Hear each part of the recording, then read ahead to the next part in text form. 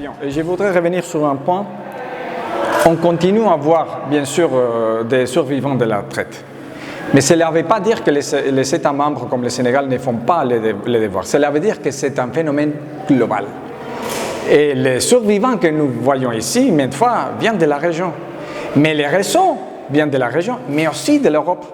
Les réseaux criminels viennent de l'Amérique latine, viennent de l'Asie. Donc, c'est un fléau vraiment mondial. Et c'est pour ça que la coopération de nous tous, et on a mentionné aussi les Nations Unies, mais Interpol, est nécessaire. Mais la prévention, c'est la porte d'entrée pour les autres pays. Merci. Pouvez-vous nous rappeler quelques chiffres en rapport avec ce fléau qu'est la traite des personnes dans le monde et surtout en Afrique de l'Ouest, l'une des régions que vous couvrez?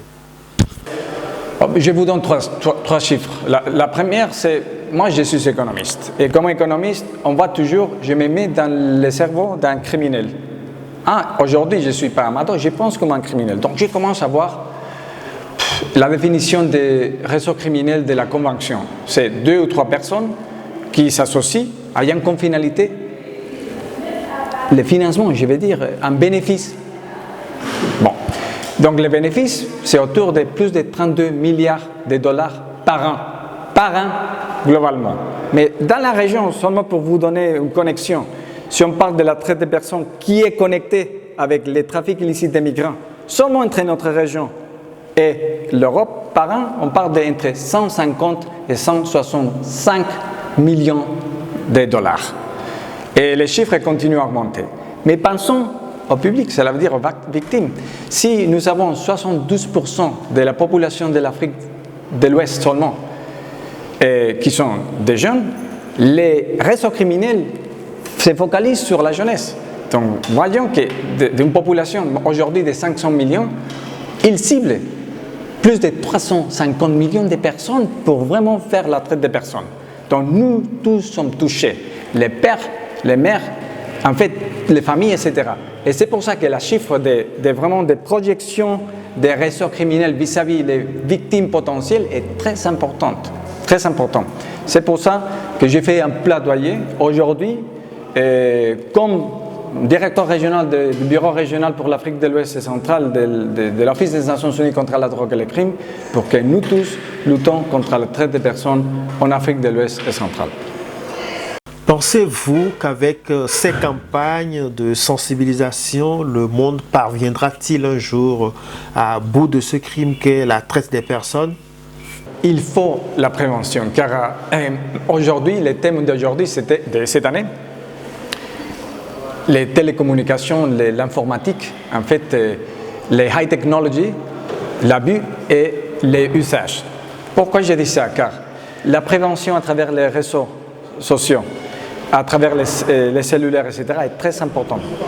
De plus en plus, on regarde que l'âge des victimes descend.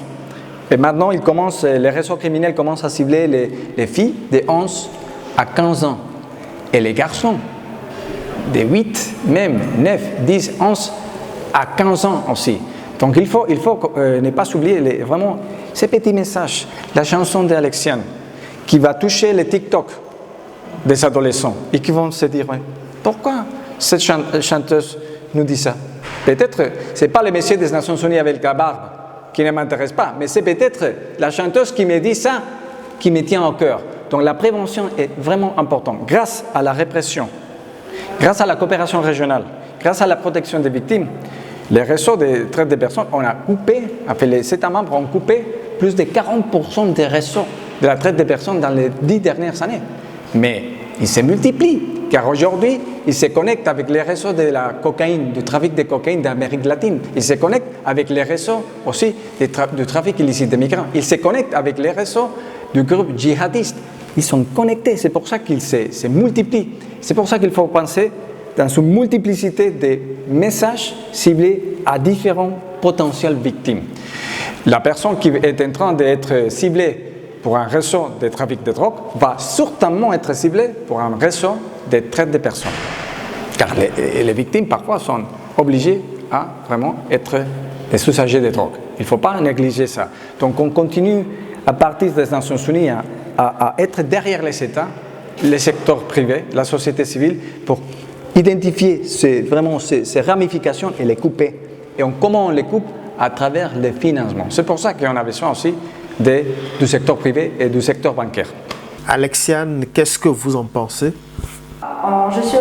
J'essaie d'être le plus optimiste possible et surtout, je voulais laisser Amadou répondre à cette question parce que je suis d'accord avec lui, mais aussi j'ose croire qu'on peut au moins réduire et que je peux aider via mes chansons. D'accord? Surtout, je veux finir là-dessus. Est-ce que Alexiane a un projet de chanson en Wolof avec un style mbala? Alors, alors, moi j'adore collaborer avec plusieurs artistes de partout dans le monde, mais j'ai particulièrement je suis en train de travailler sur mon deuxième album et je peux vous révéler que je suis en train de faire un morceau avec Baba Mal déjà. Donc peut-être que ça répond à votre question. Voilà.